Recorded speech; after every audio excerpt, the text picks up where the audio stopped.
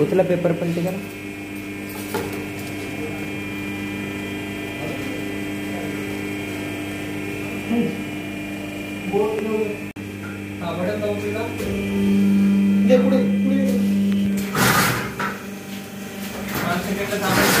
तेवढं 5-6 दिवस नंतर होता. घ्या आता काढा.